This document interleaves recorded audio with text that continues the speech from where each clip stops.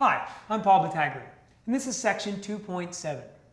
Students arrive at Section 2.7 having completed the process of implicit differentiation in Section 2.5, and that will greatly aid them as they work through many of the conceptual problems we have in Section 2.7. So the essential question we want our students to be able to answer as we go through the process of related rates is, what is a related rate? How do I find a related rate? And then how do I use it to solve an applied problem? So in doing this, mathematical practice number 6 is a big one that we address because it allows students to explore the connection and explain the connection among these concepts. So I think I'd like to start with having students understand the relationship between verbal statements and mathematical models. I'll give you for instance. Let's suppose that the radius of an object, let's say a snowball, is decreasing because the snowball is melting. What I want is I want my students to kind of understand that this is all related to time. So the radius of the snowball is changing as time goes on. How do we express that using calculus notation? We say something like dr dt, the rate of change of the radius with respect to time.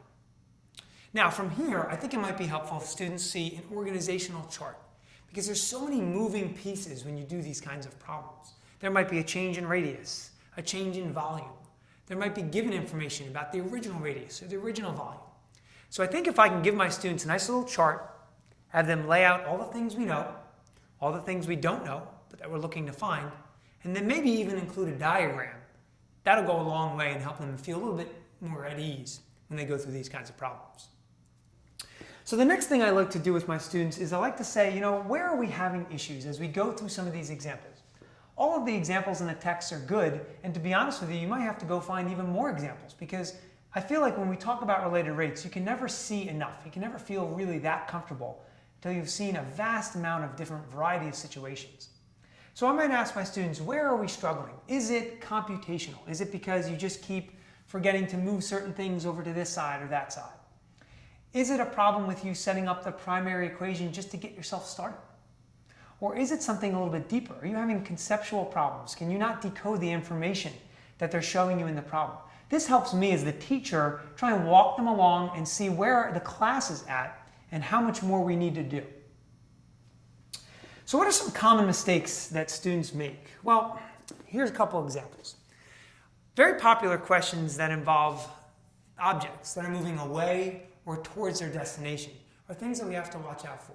For example, let's suppose a plane is taking off from a certain city.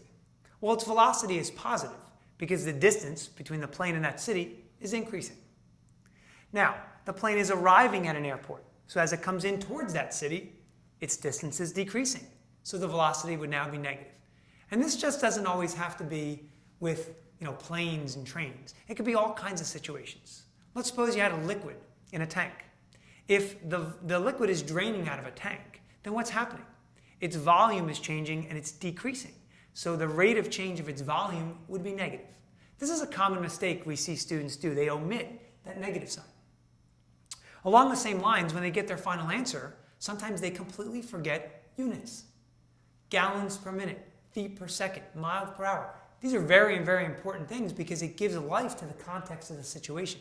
And certainly on the AP exam, students may sometimes be even awarded 1 point for having the units correct. Now, here's another error we like to look out for, and it has to do with graphing calculator entry. Let's suppose the answer to a problem was 1 over 4 pi. That's the best answer you're going to get because it's exact.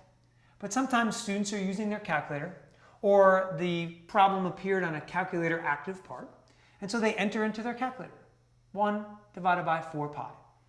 And they get an answer and they don't even think anything of it, and they say, well, that must be correct. But on some calculators, what they might have missed is that they need grouping symbols in the denominator. 1 divided by the quantity of 4 pi. So look for that as well. Lastly, when students are carrying out their calculations, they should make all their intermediate calculations go as far as possible, and then wait till the very end of the problem to round their answer. They can round it to a minimum of 3 decimals, and even more if they like. Now on the AP exam, they may also be given some formulas. So the need to memorize those formulas isn't really there. It's always nice to know some common formulas, the area of a circle, things of that nature. But when we get into more complex geometric figures, like a cone or a cylinder, oftentimes they'll be given that volume. I hope these tips have helped, and I'm sure you'll find much success in section 2.7.